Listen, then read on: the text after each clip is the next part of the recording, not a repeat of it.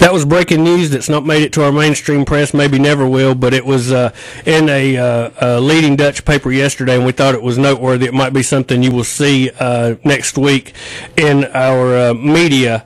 Also, if you call in, if you disagree, your opinions are welcome, but stay on the line and let's debate. Don't just call in and say something and hang up, because your opinions are welcome. We're not asking everyone to agree with us. We're just saying this is a forum for people's opinion. I sadly have to report that I have fell victim to a type of blackmail. It came in the form of a letter in my mailbox. I am being extorted. I am being threatened to have my privately owned property taken away, have my wages garnished, attach my bank accounts. This letter sent to me plainly states that they can and will take my home and belongings to satisfy the debt that they claim is rightfully theirs. The sender plainly and proudly identified himself. The letter threatening my most important possessions that is essential to my raising my children and their future came from the Iredell County tax collector. Obviously, I do not own my property. All property must belong to the county, and if we don't submit like a tenant to the landlord for the yearly rent, the government will aggressively, legally attack you and your family financially. This is not freedom. This is by very definition tyranny. The middle class has slowly, willingly become a nation of mere peasants, where we accept the unacceptable, where we don't question the questionable, where we allow our government to destroy our constitutional rights, and where our leaders have purposely enslaved even our grandchildren with their massive runaway debts. This is not freedom, so I'm here today, sadly, to openly say that I, fair and shove, am forced to pay the government of Iredell County a fee to be able to keep my privately owned property for yet another year. Freedom is such a nice word, but in reality we have lost as a society even the concept of the true definition of the word freedom as it was meant to be by our founding fathers and true patriots and our Constitution. Hey, you're on the Real News. Hello, can you hear me? Yes, sir. How you doing today? Pretty good, Bill Anderson. Hey, thanks I'd like to respond to that Democrat that came on just a few minutes ago on your program. Yes, sir. He's telling us that just put a Democrat in the White House, that's going to solve all of our problems. Well, I want to tell the voters this. We have had a Democrat majority in both houses in Washington, the Congress and the Senate, for 2.5 years. What have they done about the high gas prices that this man was griping about? Nothing. What have they done about the trade deficit that's funneling millions of American dollars and fueling the production of foreign countries? What have they done about that? Nothing. What have they done about the dollar dying?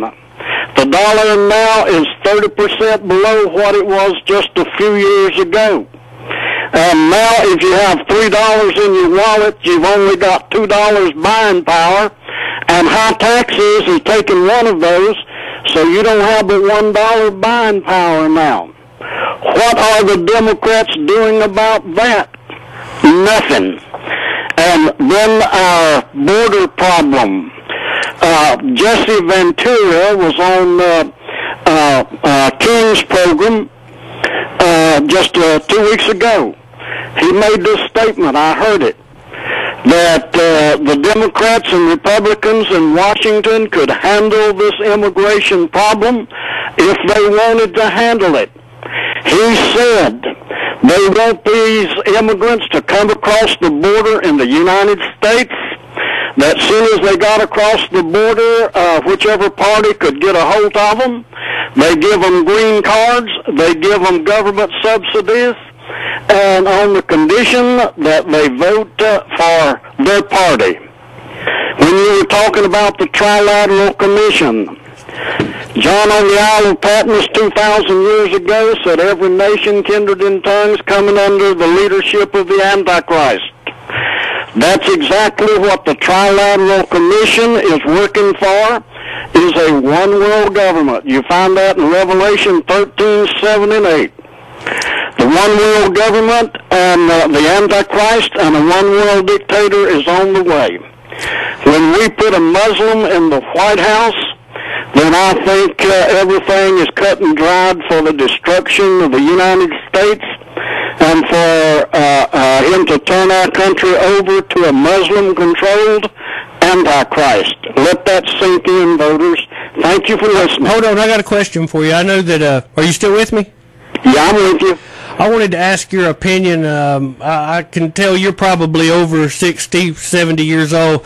What do you think about seeing someone running for office and our press referring to him as the Messiah and the Anointed One? And just like we saw at the DNC with Obama's acceptance speech, they had kind of a Greek temple, godlike situation set up there. What's your opinion on that? I'll tell you exactly.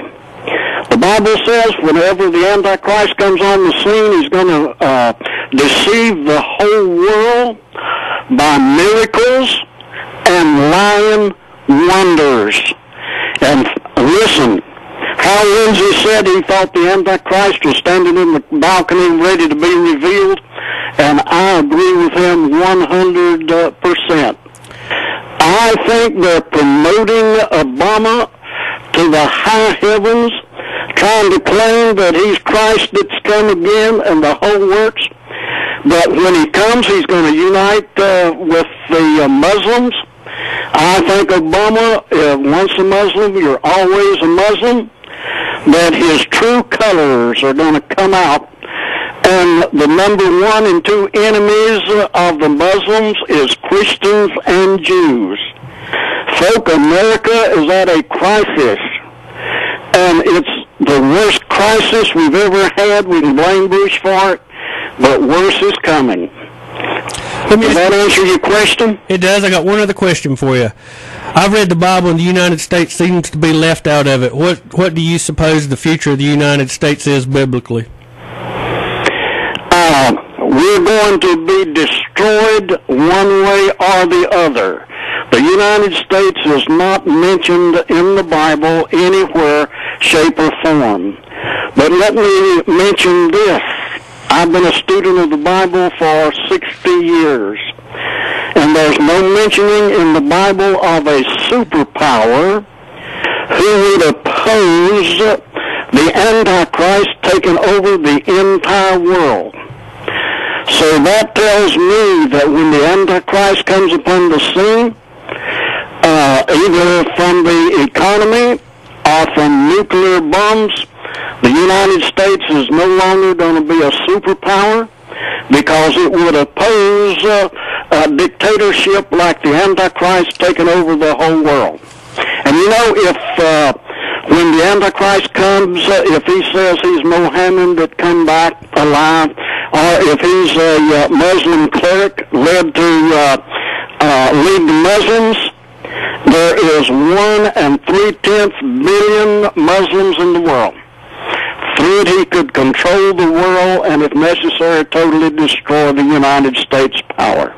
Well, I want to thank and it's coming. And as I quoted, Revelation 13:7 and 8 says, every nation, kindred, and tongue is going to be under the authority of the Antichrist. So the one world leader is coming. John on the Isle of Patmos has predicted it. Let me mention this. I've been a student of the Bible for 60 years. There is 257 Bible prophecies concerning the second coming of Christ in the rapture.